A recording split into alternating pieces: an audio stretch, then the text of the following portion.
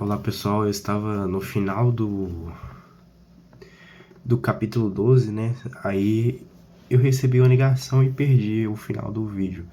Então eu vou aqui terminar, vou colocar como parte 2, o capítulo 12, como usar a enciclopédia, né? É semelhante ao dicionário. Ler em ordem alfabética é idiotice. Se você pegar um dicionário para ler em ordem alfabética, é burrice fazer dessa forma. Da mesma forma que você ler uma enciclopédia, você ler a enciclopédia buscando adquirir conhecimento. Nossa, eu quero adquirir conhecimento. Aí você vai começar a ler a enciclopédia em ordem alfabética, também não é algo muito inteligente. A não ser também que você veja por curiosidade ali como você começa a ler, mas não é uma forma estratégica de ler, né? Ler o dicionário em ordem alfabética, obviamente já entendemos por quê, né? Não faz sentido. Se é um material de consulta. A estrutura atual das enciclopédias é dividida por áreas de conhecimento. Isso, segundo o autor, né, na época dele, que era na década de 70, se não me engano, né? Um bom leitor deve buscar compreender a estrutura e extrair fatos e compreensões sobre determinado assunto, né? Então, se você for ler a enciclopédia, você deve buscar isso, né? Você vai ver como é dividido, né, a enciclopédia e extrair o que você quer ali, né? As divididas em assuntos são ótimas para bons leitores, mas poucos sabem ler assim, né, dessa forma. Poucos sabem ir ali e fazer essa consulta para extrair essas compreensões sobre determinado assunto. Na falta do ideal, deve-se seguir as orientações editoriais e buscar o índice remissivo, né? Ou seja, se você não sabe ali exatamente como você vai fazer, da mesma forma que, por exemplo, eu sou o servidor do altar, né? Eu sirvo o altar, sou o acólito, né? Eu sou coroinha do padre, para quem não sabe exatamente o que é isso, o acólito, ele é como se fosse um coroinha do padre. São cerimoniários, na verdade, porque acólito, nós chamamos de acólito na nossa paróquia, mas acólito, ele, se eu não me engano, tem que ter 1 ano de teologia. Mas nós chamamos de acólito só por causa do nome mesmo, mas o correto seria cerimoniário ou até coroinha mesmo, só que é um grupo de coroinhas mais velhos, né? Adolescentes. Enfim, o coroinha é o que ajuda o padre durante a missa. Se a gente for ver os livros litúrgicos, né, os livros da missa, eles têm um índice remissivo que fica sempre no final, né? Ou o sumário também pode ter o mesmo propósito.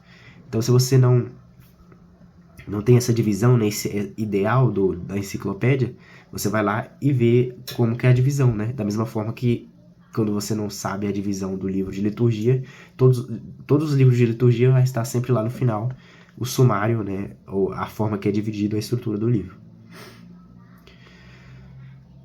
Com a enciclopédia pode-se resolver discordâncias factuais, né, de factos, né? Então, dicionário fala de palavras, a enciclopédia se remete a fatos, então você busca fatos na enciclopédia. O que são fatos? Fatos são proposições, são combinações de palavras que afirmam algo e exigem explicação. 2. Fatos são proposições verdadeiras. Chandel, que é um dos autores citado aqui pelo autor, diz que algo é um fato. Diz que algo é um fato. É o mesmo que dizer que algo é um fato, é o mesmo que dizer que a maioria das pessoas concorda que certa coisa é assim. Enciclopédias devem deixar claro o que é opinião e o que é fato. 3. Fatos são reflexos da realidade, ou que são tomadas como realidade. Então ele está basicamente falando aqui, né, deixa eu explicar melhor, de convenção, né? É algo que é tomado como uma realidade, né? Que até então, de acordo com as pesquisas, a gente vê como realidade. Então são informações singulares, né? Ou generalizações relativamente não questionadas, né? Teorias não questionadas. Então é algo que não é questionado, é como se fosse um senso comum, né? Isso é o que é considerado fato nesse sentido de generalização. Fatos são, até certo ponto, convenções. Proposições podem ser desfalsificadas com o tempo ou no espaço. Então, com o tempo, isso pode ser desfalsificado, né? Porque existe o fato, né? O fato são essas convenções. Só que, obviamente, o fato verdadeiro permanece, né? Com o tempo, as mentiras vão caindo e a verdade vai ficando de pé. Então, o fato verdadeiro, ele vai continuar existindo, né? Ele vai continuar de pé. Mas o fato, ele é como se fossem essas convenções, né? Então, até hoje, de acordo com todos os estudos que tem, tal coisa é um fato, né? Todo mundo concorda, não, isso é verdade. Tipo assim, a gente olha pro céu e vê que o céu é azul, né? É um fato. Né? Mas talvez não. Vamos supor que não é um fato verdadeiro. Né? Vamos supor que nós descobrimos amanhã que todas as pessoas têm uma lente por cima do olho que ninguém nunca tinha se atrevido a tirar, e depois a pessoa tira e vê, não, o céu não é azul, na verdade. A gente pensava que o céu era azul porque tinha uma lente nos nossos olhos. Então era um fato que não era verdadeiro, né? Era um fato que era convenção, porque é uma convenção, mas não é verdadeiro. Mas os fatos verdadeiros permanecem de pé. Entende? Então é isso. Existem os fatos que são convenções, alguns são verdadeiros, outros não são verdadeiros e vão caindo com o tempo. Assim como se faz no dicionário, você deve saber fazer as perguntas certas. Da mesma forma, ele não serve para entendimento, mas sim para buscar informação. A enciclopédia não possui argumentação nem narração imaginativa. Então é desse jeito, né? São fatos. Da mesma forma que o dicionário não tem narração e também não tem argumentação.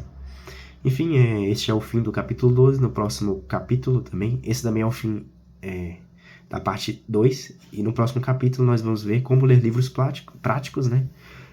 Que está incluso dentro da parte 3, que é como ler diversos assuntos, né? Então, a parte 3 vai ser sobre como ler diversos assuntos. E depois que a gente terminar a parte 3, a gente vai ir para a parte 4, que será os fins últimos da leitura, que a gente vai falar sobre a leitura sintópica, né? Que é a conclusão do livro Como Ler Livros, de Charles Van Doren e Mortimer Adler. Será na parte 4.